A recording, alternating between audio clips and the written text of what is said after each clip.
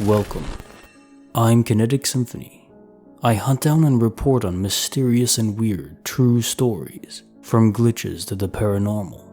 This is my weekly compendium of case reports between the 16th to the 21st of June, 2021. Case files number 160 to 165. Case file number 160, written by Defeola, 18. An uncomfortable cap, not even perceived for hours.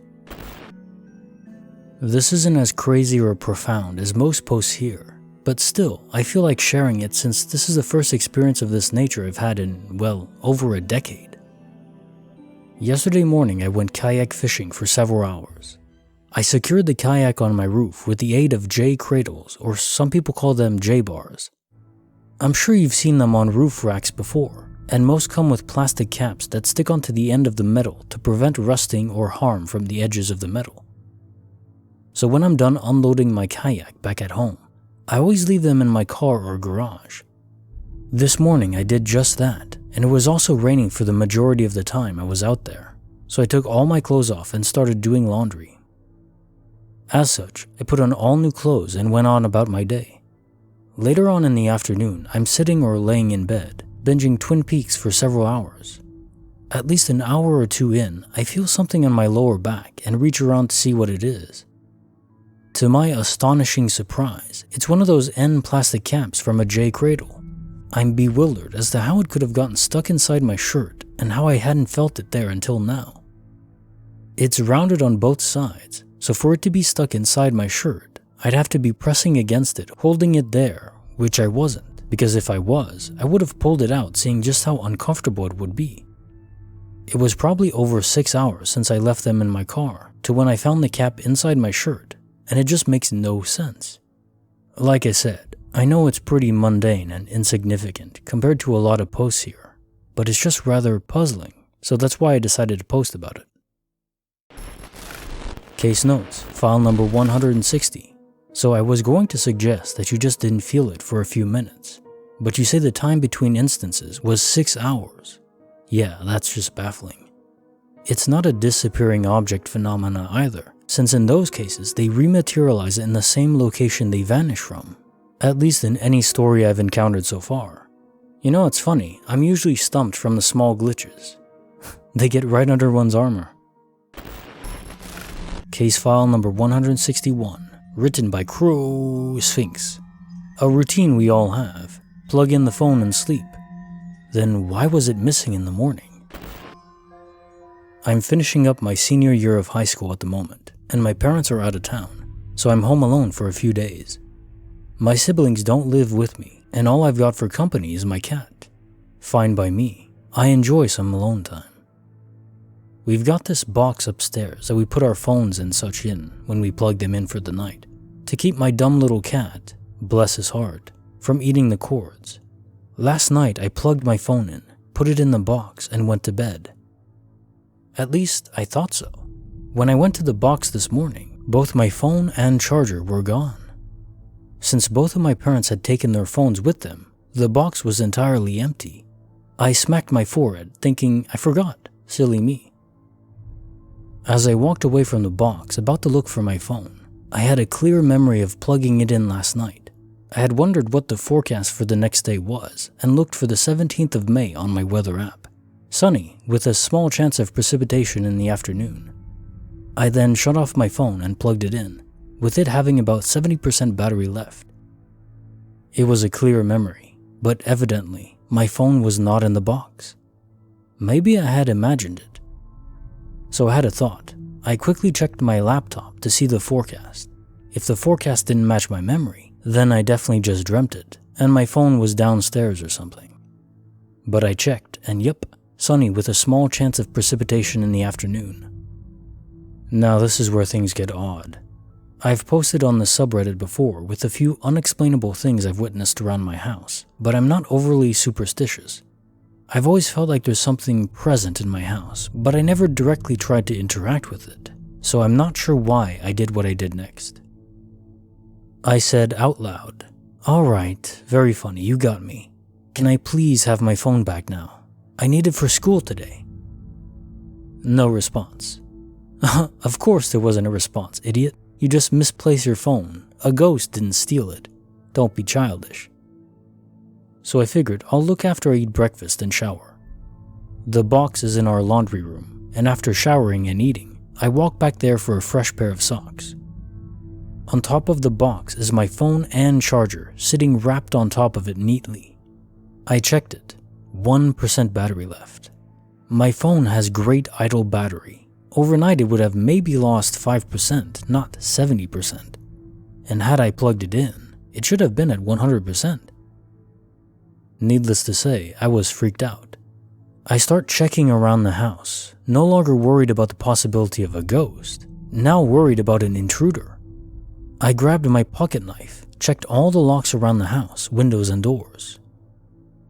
Everything was locked as it should have been. No sign of entry, nothing. Alarms were fine, no alert even on the security camera feed from my neighbor's cameras. He gave me access to his app since my parents were out, for safety. Nothing. Everything was normal. So I'm at school now, typing this on my laptop. My phone is charging and it looks totally fine, no damage, nothing changed in apps, notes, messages, or anything. I'm just confused, really confused. Compared to other events that have happened in this house, it's fairly mundane.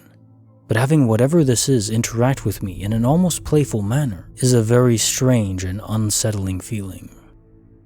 Since then, I've searched the house up and down for the possibility of a squatter or something, and I've found absolutely nothing. My parents are home now, so I'm feeling more secure, but boy, it was weird. Anybody else experienced anything like this before? Case notes, file number 161. So this loosely connects to another story that I remember now, where the man was trekking through the rainforest and he lost consciousness. Then he appeared 45 minutes later in a hut far from his group, and his group was large, like 30 people. The reason I bring it up, his phone also was without charge, or rather, it was heavily drained. In the period of time, it just didn't make sense. So in your case, was it spirits? Honestly, I don't think so. Because I've never heard of spirits draining a phone battery. Could one even properly hold a phone, use it? And you said you checked everywhere. I hope so. If there's anywhere in your home that someone could be hiding out in, well, I hope you got your parents to check it out for you. That's the only thing that comes to mind, of course. And like in your mind too, you thought, oh, it must be a squatter. But yeah, I guess if it is a spirit, they just want to check Facebook or something. I mean, hell, if I was a spirit, I would still want to use the internet. Come on, it's 2021. You gotta get your Netflix in. You know, tonight I think I'll watch Ghostbusters. Oh yeah, if there's something strange in the neighborhood, who are you gonna call? Case file number 162, written by Fast Prophet 2212. Her cat was beckoned by something not of this world. So I'm laying in bed right now and my cat is sat on the windowsill.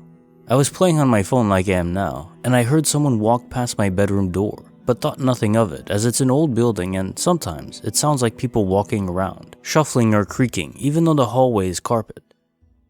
Well, anyway, like I said, my concentration was on my phone when I heard someone whisper something I couldn't make out, and then a few pss pss pss noises you make to a cat when you want them to come to you. I looked towards the window and noticed it was closed, so the noise did not come from outside.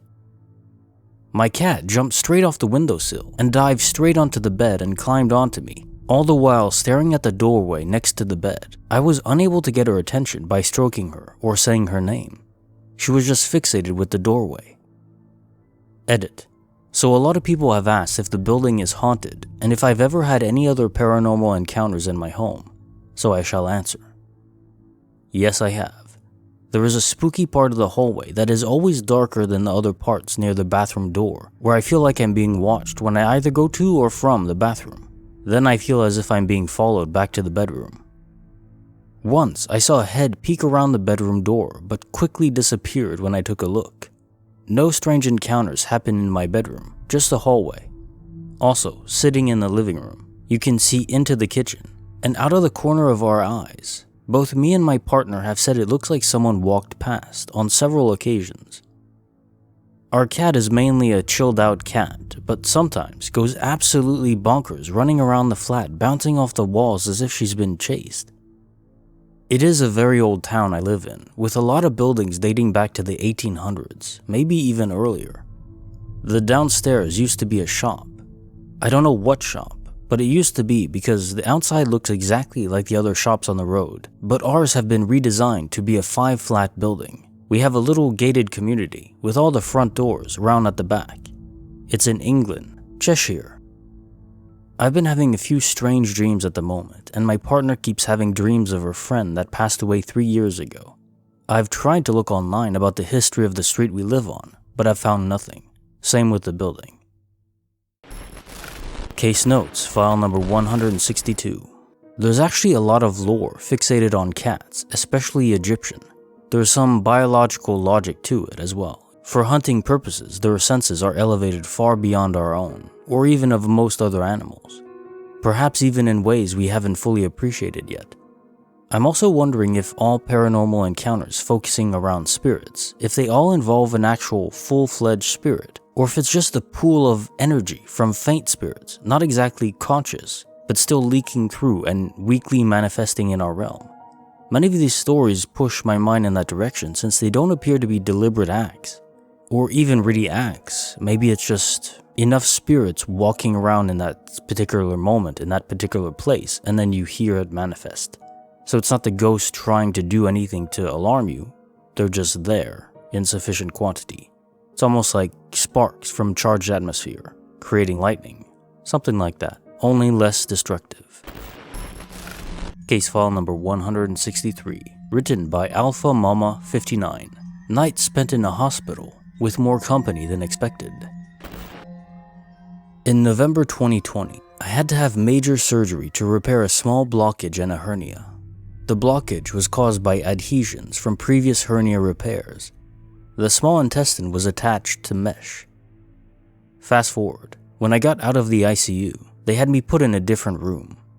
Because of the virus, I got my own room. The first night in that room, sometime during the night, I felt the bed dip behind my back. Then it felt like someone was spooning me. When I looked over my shoulder, no one was there. Since I was on some heavy-duty pain medicine, I just went back to sleep. A little later, I had to get up and go pee. After having the nurse help me out of bed, she left and I continued to the bathroom. But I felt a presence with me, although I was still kind of out of it, so I told it to please leave because I didn't feel like dealing with it. The strange thing is, it actually left, and I continued to the bathroom. Fast forward 10 days. I'm back in the hospital due to a serious infection. They didn't suture me, just left it open to heal. And it's not a small wound either. It was 12 centimeters long after surgery. So one of the night nurses and I are trading ghost stories because both of us are or were licensed vocational nurses who worked in a skilled nursing facility. I told her that I had been there before and told her about my experience. She proceeded to tell me that after I left, strange things happened in that room. The electric bed would go up and down on its own, and lights would flicker or turn on and off. It was so bad they actually brought in a priest to cleanse the room. I wonder if the spirit was upset that I went home. I didn't have any other experiences except what I already stated. Case notes, file number 163. So these are classic examples of electromagnetic interference, as described here, where these spirits are able, perhaps accidentally, to manipulate electronics via the EM spectrum, like the adjustable bed and light bulbs mentioned. I like the fact that the spirit that was around just went away after you asked him to. No fuss. These remnant consciousness are lonely, at least often they are. I wonder if they're able to perceive each other. The author responded to my comment, saying, I think it would depend on how alert they were at the time of death. For example, if they died with dementia, they may not be aware that they are dead. I think on some level they might recognize another spirit. I also believe some people attract spirits or are able to see them better than others. Nurses, I believe, see more because we are trained to be observant. I used to work in a skilled nursing facility on a graveyard shift. I've seen, heard, and smelt things I couldn't explain. Case file number 164, written by Apple Doom. Between the wall and her bed, a black hole that never lets go. so I personally can't go to sleep without some ambient noise being present. As such, I've gotten into the habit of listening to podcasts through my AirPods when I go to sleep. I tend to move around a lot in my sleep, so usually they fall out of my ears at night. One night about 2 or 3 weeks ago, I was woken up by the sound of my AirPod rolling into the small crack between my bed frame and my wall.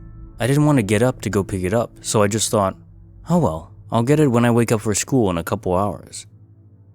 When I woke up, I went to look for it, but it wasn't on the floor where I thought it had fallen, so I just guessed it was between my mattress and the frame, or rolled up in the covers or something. Later, when I got home from school to finish looking for it, it was nowhere to be found. I flipped over every part of my bed to look for it, and even called in my mom to help me look for it, and it was just nowhere to be found. I gave up looking for it, and kinda just assumed I lost it somewhere else. A couple days ago, I had gotten up to get a midnight snack, which was a bag of Takis, and they also had fallen in between the crack of my bed frame and wall, and when I got up to go look for them, the same thing happened. When I flipped over everything, I still couldn't find them anywhere. And lastly, today, I was going to take a shower. I left my necklace on the edge of my bed, in between typically where things usually fall off my bed. It fell through the crack, and this time, I visually saw it, so I went to go take my shower, and came back to look for it once I was done. And I did the same thing, flipped over some stuff, and I still couldn't find it. So I called my dad in to help me shake around the bed frame, a couple times at least, and I still couldn't find it. So this marks a total of 3 things that have been lost in the exact same place. Case notes, file number 164. It's likely a disappearing object phenomena. My guess is these objects will eventually reappear. The only problem is, timing is impossible to predict. And for some reason, my mind also goes to the possibility of a cursed object, maybe the bed frame. Could be nothing, but do you know where you got the frame from? The author responded to my comment saying, I don't know where the frame is from, my parents bought it for me. But the objects did reappear, both happened to be near sinks and walls. My AirPod was behind where my toilet is on the floor next to my shower, and my necklace appeared in my jewelry box. I feel like I'm going crazy. I know for a fact both objects fell through the crack. Still no chips though. And I responded briefly saying, don't worry, you're definitely not crazy. At least not by my standards. Because I've had an object disappear basically right from my hand, impossibly. And just never had it return. Anyways, I'm glad that you got your necklace back at least. Case file number 165, written by Kupoa Dude. Dad's home. We all hear him. Wait, where is he? Where did he go? This happened 15 years ago. My dad usually finished work at 5 p.m., but this night it was really busy and he rang to say he probably wouldn't be home until about 9 p.m. I was inside our living room watching a football match with our dog, rest in peace Jessie, snuggled up on the couch. My sister was in the kitchen doing her homework. We were the only 2 people downstairs as my mom was taking a shower and my brother was in his bedroom. To make it easier to follow, I'll describe what each of us heard as we were all in different parts of the house. Shortly after I hear a key enter the front door. Our door can only be opened with a key from the outside, and the usual distinct sound of it opening. Jessie's ears perked up and I remember being excited because this meant Dad was home and we'd be able to watch the rest of the match together. Usually when he arrived home from work, he would stick his head in, but I thought nothing of it because he was probably just tired after his long day. About 30 seconds later, I hear this person start walking up the stairs. Like a lot of people, I can easily recognize footsteps, and this definitely sounded like the usual slow way my dad walks up the stairs. I thought no more of it and went back to watching the game. The stairs are in between the rooms where my sister and I both were, and she heard the same thing, as well as the front door sounds. My mom, who is still in the bathroom, hears the same footsteps, and when they reach the top of the stairs, she too assumes they were my dad's and shouts out, "Is that you, Niall? You're home earlier than you said," but gets no response. My brother hears all the same things and notices how strange it was that my dad didn't reply to my mom, as he could hear who he thought was my dad in the landing outside the bathroom. He remembers there was about 30 seconds of silence until he heard more footsteps. This time, it's the sound of steps walking up the attic stairs. He doesn't ever hear anyone walk back down from the attic. Here's the thing. Dad never came home, even though everyone heard him open the door and walk up both flights of stairs. Mom ends up ringing his workplace and he answers, confirming he's still at work. We're all freaked out by this stage. So much so that my brother and I end up going to the attic together with a knife and a baseball bat because we thought there was an intruder. But no one was there. We never figured it out, and it was the only time something like that ever happened to us. Case notes, file number 165. So that even your dog Jessie heard when something came through the door. This to me means something pretty happened in the sense that an entity of some kind really did enter your home and interact with it physically. The door, the weight pressed against the stairs, the fact it even had the cadence of your father is the weird part.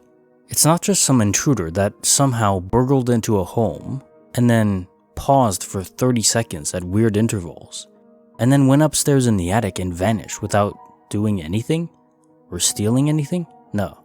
And it's not just a random spirit manifesting, because this one, whatever it was, interacted physically and even had weight to him. Even when spirits manifest in a way that appears concrete, they don't really have any gravitas to them. It's still just a facsimile, not the real thing. Your father, fully alive, was somehow duplicated in some way, and then that duplication just vanished. Honestly, I have no real explanation that makes any sense. If you enjoyed these stories, give the video a like.